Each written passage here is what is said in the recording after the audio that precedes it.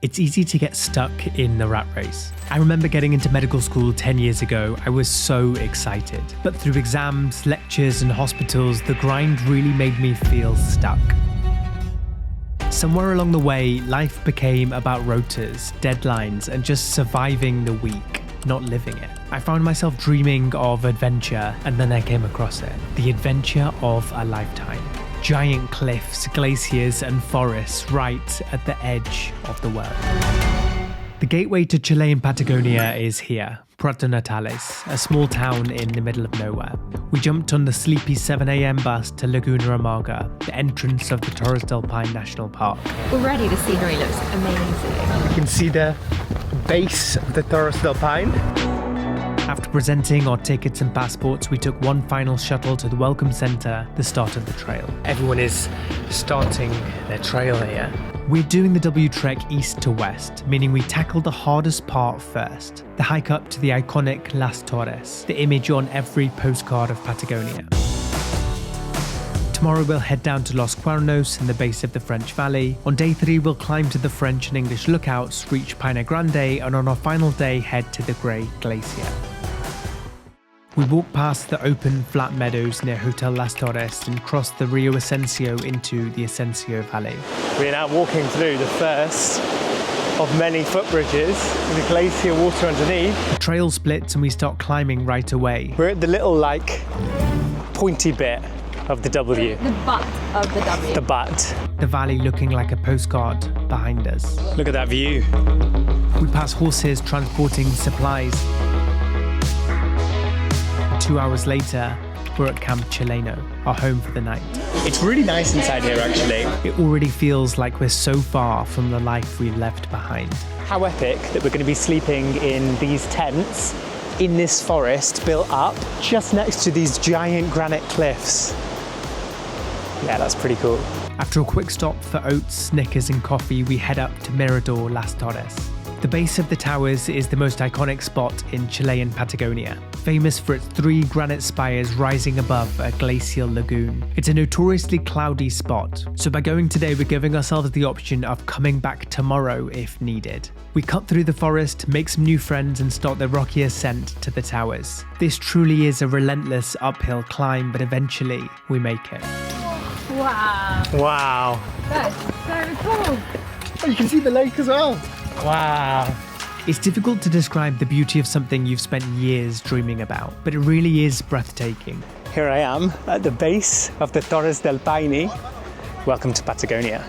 Even more impressive in real life. I just don't think you can understand unless you see it in person. We sit and take in the view, taking a deep breath before beginning the rocky descent back to Camp Chileno. Going down is always worse when you're hiking. Dinner is noodles, and we're sleeping in a pre-erected tent deep in the forest. So the tent that we've been allocated is the highest tent of all of the tents that have been pre-erected. We turned in early because it's 4:30 a.m. and it's day 2. Okay, so the plan is we're going to dump these big bags at the reception area here, and then we're going to head up back to the towers for sunrise. To be clear, most people do not do this. They're satisfied with going up once, but we're at the edge of the earth, so far from home. Let's do it. We climb in the dark through the forest, across streams, following reflective posts before tackling that final rocky climb. This is so much harder than yesterday. I think a combination of sore legs, not sleeping too well, waking up at 3 a.m. And 2 hours later, we've made it to the top now. We are at the towers. And what a sunrise it was. As the sun rises, the ridge behind blocks the sun, so the towers glow perfectly, while the rest of the surroundings remain in shadow. This is more than just a view. It feels like a reward for choosing the discomfort of a sunrise hike over a few hours in bed. We really are in Patagonia now. This has to be up there with one of the top sunrises. We descend back to Chileno for breakfast. Oats, peanut butter, banana, fruits, dates, and a drip coffee. If it looks like yesterday's food, that's because it is, and we're eating the same thing every day to save that precious moolah. Reunited with our big bags, we hit the road again. We're now leaving Chileno, walking down the first leg of the W towards the open valley.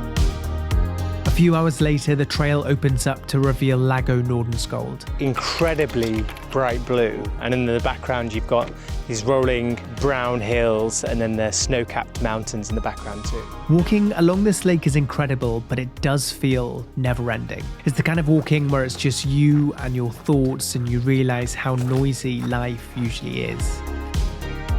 After hours of walking with the lake on one side and the mountains slowly growing in front of you, we reach the base of Los Cuernos, the Horns. Up close they look even more dramatic than they do in the photos. These peaks are famous for their sharp, curved edges, like a row of giant stone tusks rising from the earth. They're also famous for their split, double colour. We walk and walk until we reach the campsite tucked beneath the mountains, Camp Cuernos. It looks like a comfortable place to stay, but we're not done yet. We push past Cuernos Camp and continue on to Camping Frances, our bed for the night, crossing rocky beaches and moving through forests and valleys until we finally reach our camp. It's another pre-erected tent, still on stilts, 12 hours of hiking, 23 kilometers and almost 1,000 meters of elevation gain. It's definitely noodles time. The glamorous life of eating noodles from a bag with a spork. Sore legs, but we're up. Oats, coffee, and we're back on the road towards the French Valley. We pass Camp Italiano, an old campsite that's now used by everyone as a backdrop while they climb the valley. Today we're heading to the French and English lookouts, right in the middle of the W.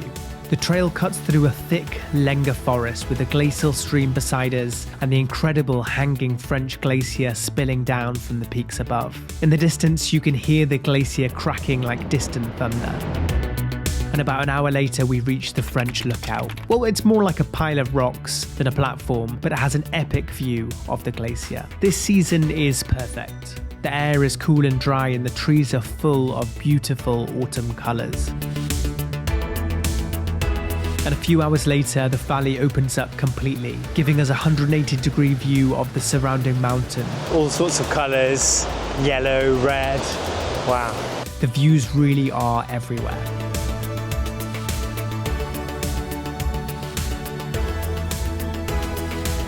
A final short rocky climb and we reach the English lookout. And it's pretty spectacular here. It is truly an incredible spot for a lunch.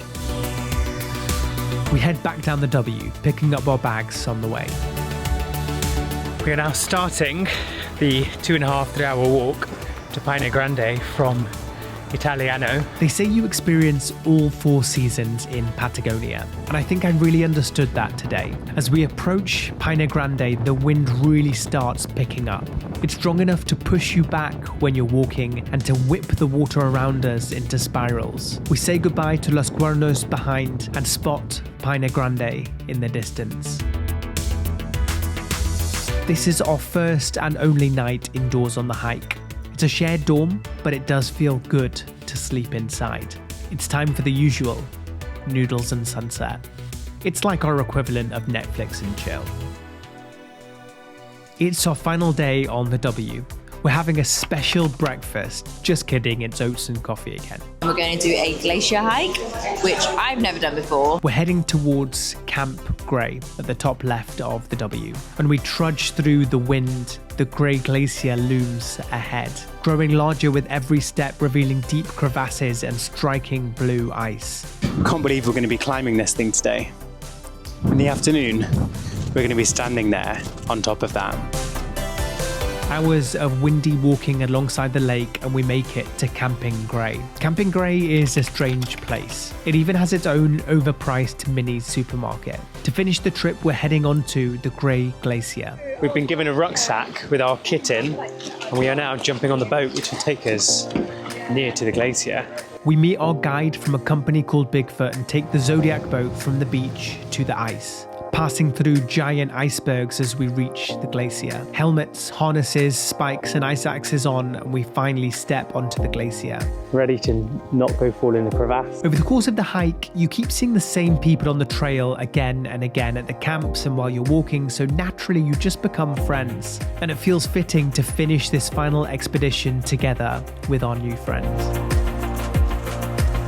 As we take our first few crunching steps onto the ice, it's streaked with sediment and it's far from pristine, but deeper in it shifts into these stunning shades of blue and white. This is like see-through, this bit is. You see it? There's water running beneath our feet and giant crevasses opening up around us. You definitely do not want to fall into those, boys. Oh, whoa. The ice forms these massive caves. Looks like a worm went through it, doesn't it? Like a giant worm.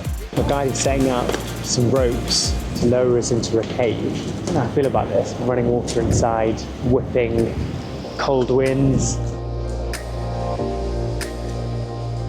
And as we take a few slippery steps down, we are now inside the Grey Glacier.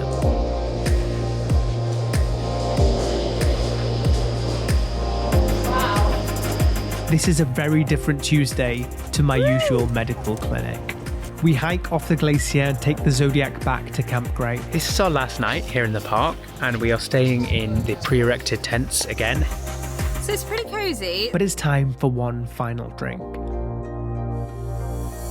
Patagonia is truly an adventure like no other. We've hiked to glacial lakes beneath granite towers, crossed endless valleys and walked through autumnal forests. We've battled wind pushing us backwards and stood on and inside a living glacier. But more than that, the scale of these ginormous landscapes reminds you how small our problems really are. Sometimes the best way to move forward is to go to the edge of the world for the answers.